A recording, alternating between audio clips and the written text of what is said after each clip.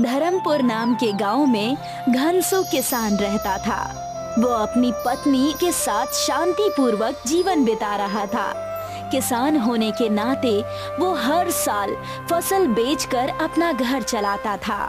त्योहारों के समय घनसू ज्यादा मेहनत करता और अपने परिवार को खुशी से रखने की कोशिश करता। एक बार बारिश न होने की वजह से गांव वालों को खेती में भारी नुकसान सहना पड़ा। अरे दीपाली, कहाँ गई? कुछ खाने का इंतजाम हुआ या आज भी सूखी रोटी खाकर सोना होगा? आज का इंतजाम तो हो गया है। आज मैंने दाल चावल बनाया है, साथ में आपके पसंद का रायता बनाया है, लेकिन कल का कुछ इंतजाम नहीं हो पाया है। रात का खाना खाकर घनसू सुबह खेत में चला गया। घनसू खेत में जाकर खेत में जमे हुए घास निकालने की सोचता है। अरे बारिश हो नहीं रही, ऊपर से ये खेत पर बेमतलब की घास उग रही है। मैं इन्हें अभी निकाल फेंकता हूँ, इससे आने वाली फसल अच्छी हो जाएगी। अरे ये क्या कर रहे हो घनसू भाई? घास निकाल रहे हो? अरे फसल तो होगी नहीं तो कम से कम ये घास गाय और भैंस के लिए रहने दीजिए। अरे गाय और भैंस को कोई कमी नहीं है, उन्हें भरपूर चारा सारे ही खेतों से मिल रहा है। कमी तो हम जैसों को है। अब तो बारिश भी नहीं हुई। अरे कोई ना कोई उपाय तो हम निकाल ही लेंगे इस चीज का। इतना कहकर कल्लू वहाँ से चला जाता है। घनसू खेत में फिर से घास काटना शुरू कर देता है। घास काटते वक्त घनसू को खेत में दबा हुआ एक खंजर दिखाई देता है।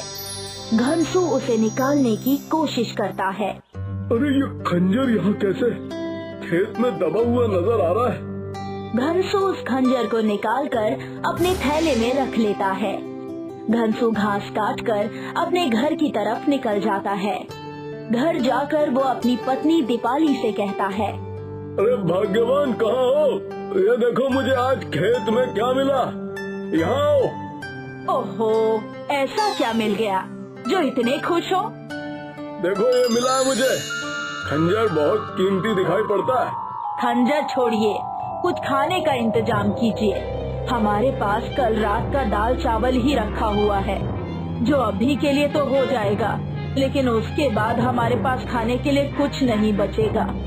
अरे क्यों ना मैं इस खंजर को बाजार में बेचाऊं? इससे हमारे हफ्ते भर के अनाज का इंतजाम हो जाएगा। आपने बात तो अच्छी कही, लेकिन ये खंजर हमारी किस्मत का मिला सामान है। इसे हमें हाथ से जाने नहीं देना चाहिए। तुम्हारी बातें एकदम सच्ची हैं, लेकिन हमारे पास इसके अलावा कोई रास्ता नहीं है।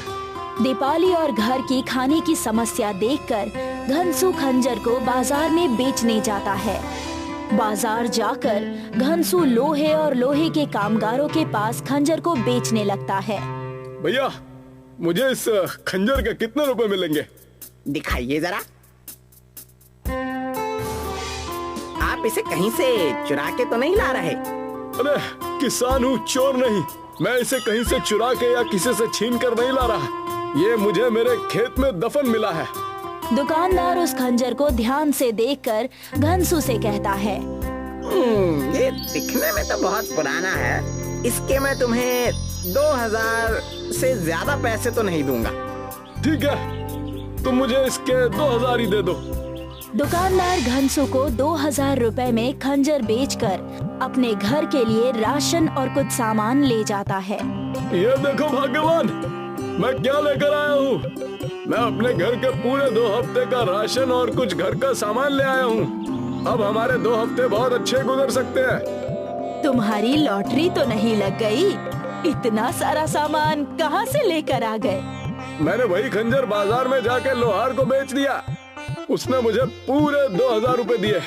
घनसू ने सारी बात दीपाली को बताई और इत्मीनान से खाना खाकर सो गया। दूसरे दिन वो खेत में जाकर घास काटने लगा और वहाँ उसे फिर वही खंजर जमीन में धंसा हुआ मिला। अरे ये क्या, ये तो वही खंजर है। ये यहाँ कैसे आया? कहीं मैं सपना तो नहीं देख रहा? ये संभव नहीं हो सकता। घनसू खंजर को खेत से निकालकर अपनी पत्नी दीपाली के पास लेकर चला जाता है और हैरान होकर उससे कहता है, ये देखो मुझे फिर से वही खंजर हमारे खेत में मिला। ये वही खंजर है जिसे मैं कल बाजार में बेच कर आया था। ये कैसे हो सकता है? ये हमारे खेत में फिर से कैसे आ सकता है? कहीं ये जादुई खंजर तो नहीं?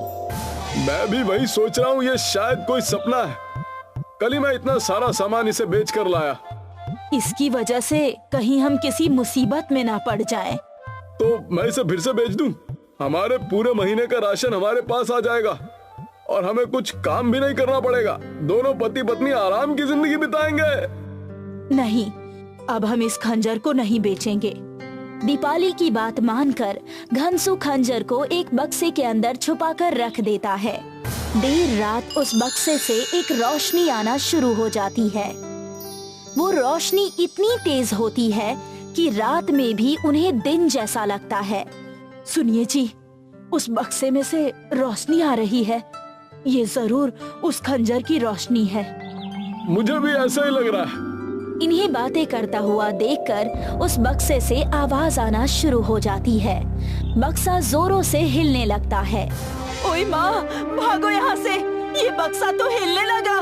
भूत, भूत! रुक जाओ, बक्सा खोल कर देखते हैं, जरूर कोई बात होगी। घनसू जाकर उस बक्से को खोल कर देखता है। हट जाइए वहाँ से, कहीं कोई अपशकुन न हो जाए। घनसू और दीपाली की बात सुनकर वहाँ पर उनका पड़ोसी कल्लू भी आ जाता है। अरे क्या हुआ दीपाली बहन, इतनी रात को ये कैसा हंगामा? वो देखिए, वहाँ पर हमारे बक्से से रोशनी और कुछ आवाजें आ रही है। इसमें से तो कोई आवाज नहीं आ रही। जरूर आप दोनों को कोई गलतफहमी हुई है, वरना ऐसा कभी हो सकता है भला? इतना कहकर कल्लू वहाँ से चला जाता है। उसके जाते ही बक्से से आवाज आती है। मैं वहाँ से कैसे बचकर आया, मैं तुम दोनों को बताता हूँ। दोनों पति पत्नी डर जाते हैं और बक्से से पीछे हट जाते हैं। ठहर जाओ, भागो नहीं, मैं तुम्हें कोई नुकसान नहीं पहुँचाऊंगा। अरे कौन हो तुम और हमसे क्या चाहते हो? मैं कौन हूँ? मैं तुम्हारे खेतों की सदियों से रक्षा कर रहा हूँ, तुम्हारे पुरखों के समय से, और तुम मुझसे पूछ रहे हो कि मैं कौन हूँ? क्या चाहते हो तुम हमसे? क्या चाहता हूँ? तुम दोनों क्या चाहते हो? तुम दोनों ने मुझे उस लोहार के पास बेच दिया। अरे तो हम और क्या करते, हमारे पास और कोई काम था ही नहीं। घनसू और दीपाली इस बात को समझ नहीं पाते कि उनके साथ क्या हो गया। तुम हमसे चाहते क्या हो? यही कि तुम मुझे फिर से अपने खेत की दाईं तरफ गाड़ दो और कमाल देखो, तुम्हारी तरक्की होगी। इससे तुम्हारे खेत पहले से ज्यादा उपजाऊ और सटीक हो जाएंगे। सुनिए जी, इस जादुई खंजर को वहीं गाड़ दीजिए, इससे हमारे घर की तरक्की हो जाएगी। खंजर की बातें सुनकर घनसू ने उस खंजर को अपने खेत की दाईं तरफ गाड़ दिया। उसके बाद दोनों पति पत्नी की मानो किस्मत ही बदल गई हो। पूरे धर्मपुर गांव में उन दोनों का बोलबाला हो गया। अरे मैंने कभी नहीं सोचा था मेहनत और सत्य की राह पर चलने से हमारा जीवन बदल जाएगा। दोनों पति पत्नी अपनी आगे की जिंदगी को और अच्छे और शांति पूर्वक जीते हैं।